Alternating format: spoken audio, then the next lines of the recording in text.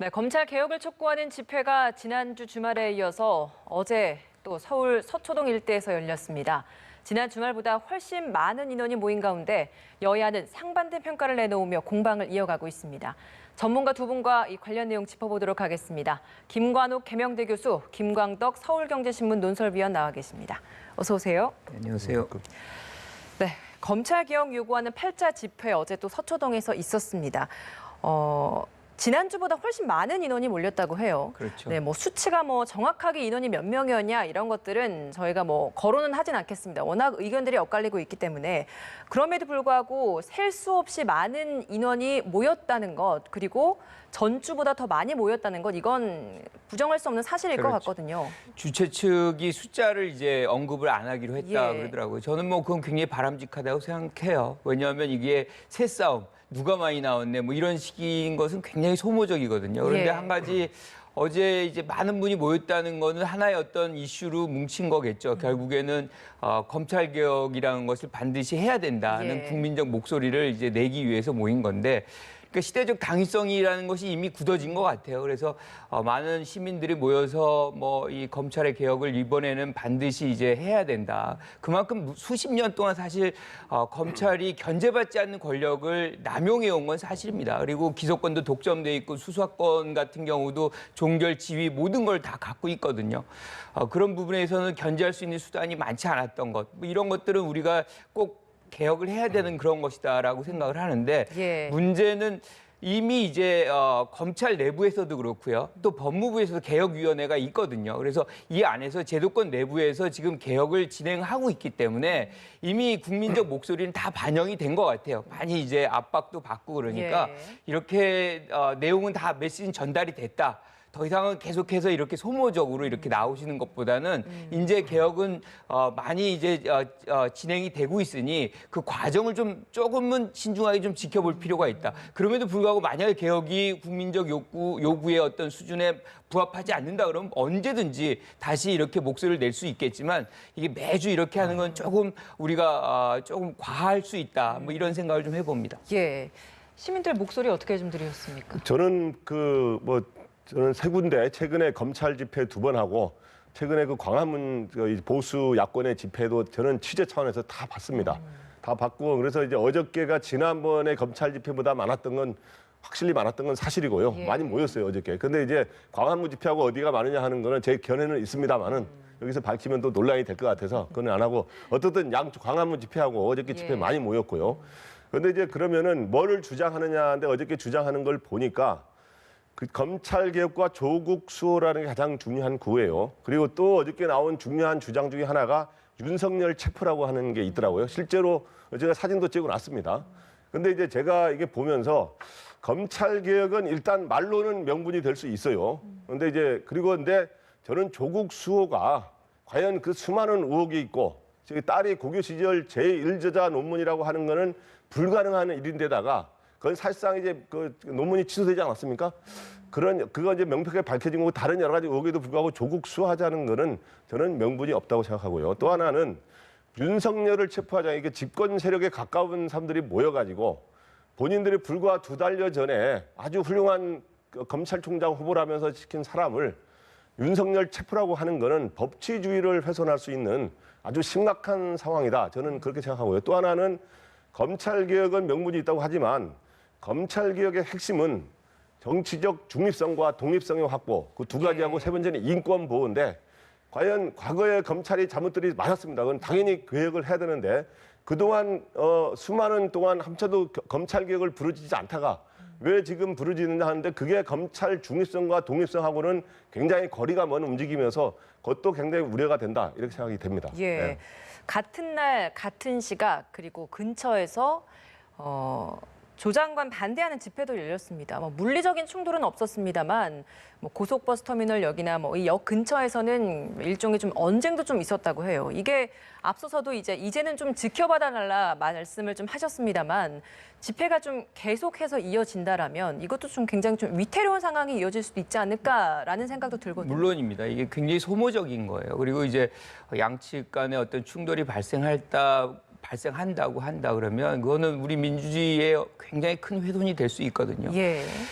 지금 이 모든 문제의 책임은 저는 정치권에 있다고 봐요. 정치권이 실질적으로 제도권 내에서 이 해결하지 못했기 때문에 이 부분들이 결국에는 국민의 몫으로 나오고 국민들이 목소리를 내는 장면에서 이렇게 충돌의 가능성까지 올라간 겁니다. 저는 이 과정 속에서 정치권이 오히려 행사에, 집회 장소에 나와가지고 정당이 그거를 주도하는 이런 것은 자신의 어떤 역할, 즉 국회 내부에서 이런 문제를 제도적으로 해결해야 되는 그런 능력을 발휘하지 못하고 이것을 일단의 군중들에 얹혀서 자신들의 어떤 정치적인 이해를 추구해 나가려고 하는 이런 과정이라는 것이 한국의 어떤 정치인의 수준, 그 무능함을 보여주고 있다고 생각을 해요. 그래서 빨리 정치인들은 국회로 돌아가서 이 문제, 즉 검찰 개혁이든 뭐 이 여러 가지 조국 장관의 문제든 여러 가지를 정치권 내부에서 해결해서 국민들의 부담을 덜어주는 그런 노력을 해야만 한다 이렇게 생각을 합니다. 예. 여의도 정치가 실종됐다라는 부분에 있어서 좀 어떤 시각을 갖고 계십니까? 네, 뭐 교수님 지적처럼 여의도 정치, 즉 대의민주주의를 기본으로 거기서 토론과 대화가 이루어지고 거기서 해법을 찾는 게 맞는 건데 이제 그게 실종이 되고 지금 광장 정치, 거리 정치의 세대결이 벌어지는 거는 우리 민주정치를 위해서 굉장히 바람직하지 않습니다. 그리고 그래서 지금 현재 검찰 집회와 그다음에 광화문 보수 야권의 광화문 집회 그리고 또 검찰 집회가 열리고 또 10월 9일 날 또 보수 야권이 또 광화문 집회를 또 계획한다 이런 얘기가 나오고 있지 않습니까?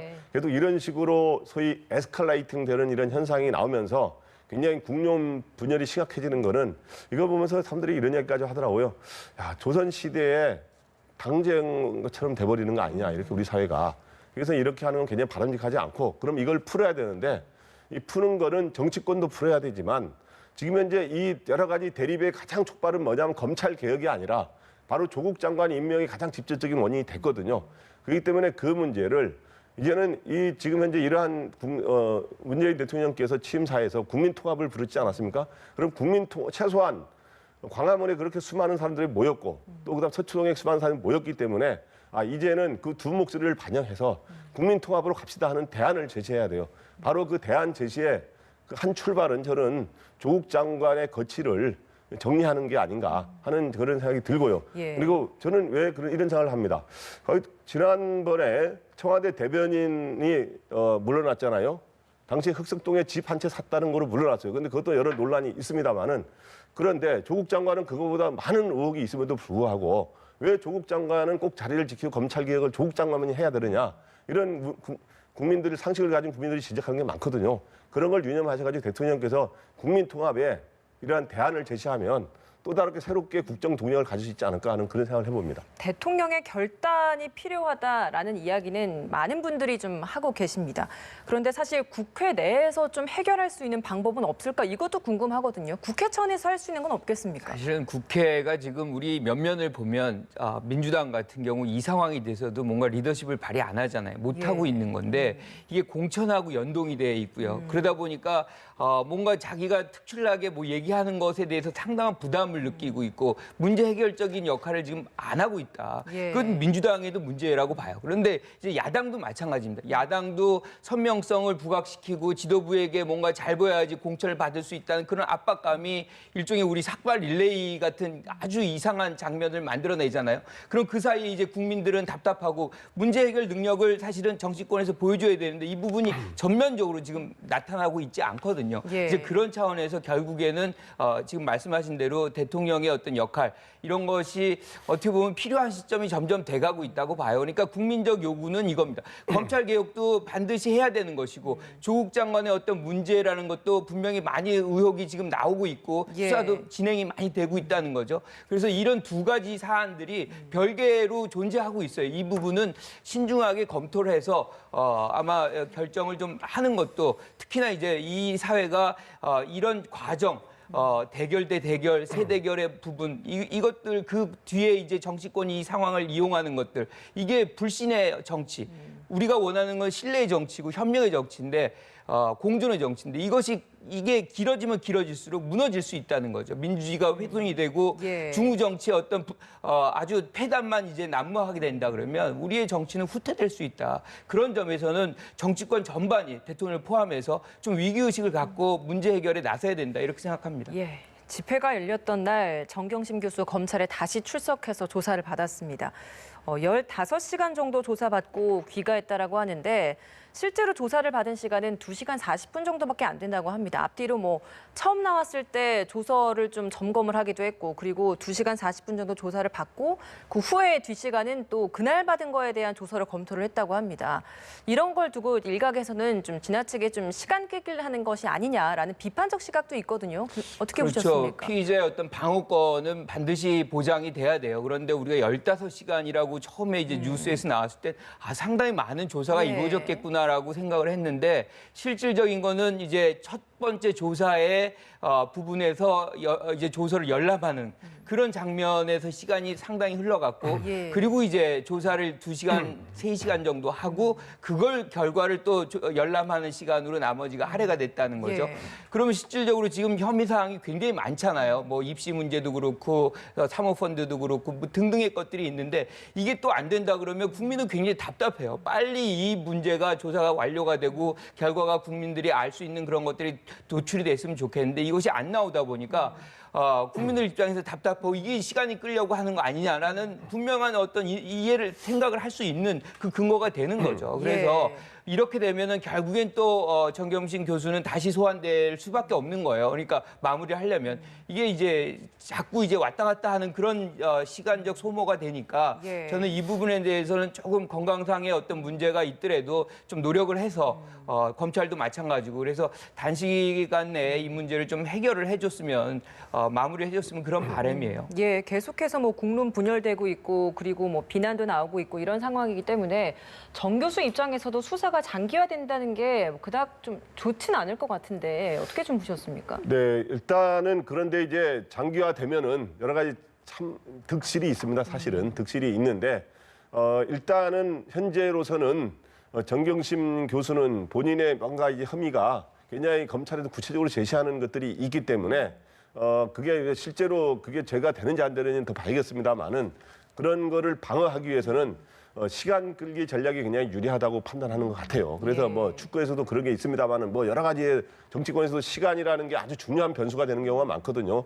왜 지금 시간이 변수가 되느냐 하면 지금 현재 친문 집권 세력을 중심으로 한 사람들이 검찰 앞에서 소위 검찰 규탄, 검찰 개혁과 함께 검찰 규탄 시위를 하고 있지 않습니까? 심지어 윤석열 검찰총장 체포라는 주장까지 나온 이런 상황이기 때문에 이렇게 해서 검찰이 뭔가 위축되는 이런 상황이 시간이 하나의 변수가 될 경우에 그러면 뭐 수사가 좀 동력이 약화될 수 있지 않냐 하는 그런 게 생각하는 게 하나 있고요. 예. 또 한 측면은 뭐냐 하면 정경심 교수에 대한 이 수사가 다 끝나게 되면 그 다음은 실제 법 위반 행위가 있느냐 없느냐를 떠나서 조국 장관이 수사 대상으로 해서 소환 조사될 가능성이 있거든요. 근데 법무장관이 소환 조사되는 상황이 되면 또 다시 민심에 또 여러 가지로 출렁거리게 됩니다. 양 측면이 또 있습니다만은. 그렇기 때문에 그 법무장관의 소환 시기를 또 늦추려는 그러한 계산도 있지 않은가 하는 그런 생각도 해봅니다. 조국 장관 소환은 불가피할 거라고 보시나요, 그럼? 네, 조국 장관은 어떤 방식으로든 간에 비록 그 혐의가 있든 없든 간에 어떤 방식으로든 간에 이 직간접적으로 이렇게 연루가 돼 있는 이런 상황이기 때문에 예. 저는 소환이 불가피하다고 보고 또 그 소환이 안 될 경우에는 오히려 이게 공정한 수사냐는 뒷말을 결국엔 낳게 돼요. 제가 있든 없든 간에. 그렇기 예. 때문에 저는 불가피한데 시간을 조국 장관 입장에서나 지금 여권 입장에서는 조국 장관이 지금 임명된 지 약 한 달 가량 되거든요. 근데 조국 장관을 저는 아주 오래 가기는 쉽지 않을 거라고 저는 개인적으로 예상합니다. 그러나 최대한 있으면서 검찰 개혁에 주춧돌 하나는 놓고 갔다라고 하는 그 말을 남기려고 하는 생각을 확실히 하는 것 같습니다. 역풍을 고려해서 신중하게 선택을 할 것이다라는 시각도 있던데 검찰은 좀 어떤 선택할 거라고 보세요? 그러니까 역풍을 고려한다기보다도 사실 현직 법무부 장관을 소환하고 이제 조사를 한다는 거는 검찰에서는 자기 어떻게 보면 위에 이 감독기관이잖아요. 예. 그거를 조사를 하는 건데 신중할 수밖에 없는 거죠. 그리고 혐의가 없으면 뭐 소환이 저는 불가능하다고 생각해요. 실질적인 어떤 아주 안할 수도 있다. 연관된 진술이라든가 증거라든가 이런 것들이 없으면 사실은 부르기가 어렵습니다. 그걸 불러다 놓고 그것들이 나오지 않았다라고 할 때는 그거를 어떻게 그 감당을 할 수가 있겠어요. 예. 그래서 저는 그 부분에서는 소환을 만약에 하게 된다 그러면 상당한 증빙의 어떤 진술이라든가 예. 증거가 있다라고 생각할 때 할 것 같고요. 그래서 이 부분은 정경심 교수의 어떤 조사가 다 마무리된 다음에 아마 검찰 내부에서 회의를 거쳐서 판단하지 않을까 이렇게 생각을 합니다. 예. 국회 국정감사 시기인데 사실 모든 이슈가 조국으로 귀결이 되고 있다 보니 국정감사 역시도 조국 관련 이슈가 뒤덮고 있습니다. 이번 주에 이제 법사위 그리고 교육위가 가장 관전 포인트라고 하는데 좀 어떤 부분이 주요하게 좀 쟁점이 될까요? 그러니까 지금 국정감사 기간이 조국 감사로 된 것, 어떻게 보면은 국가의 어떤 1년 동안에 집행된 것들이 어떻게 됐느냐, 국민들이 알아야 되는 이런 장면에서 그것들이 완전히 와해가 되는 이런 것은 정치권이 굉장히 무능하다는 것을 국민들에게 다시 한번 보여주시는 거예요. 그러니까 이 부분은 조국 감사는 조국 감사 하더라도 뭔가 국정감사 철저하게 해야 되는데 안 하고 있는 것 이거 비판받아 마땅하고요.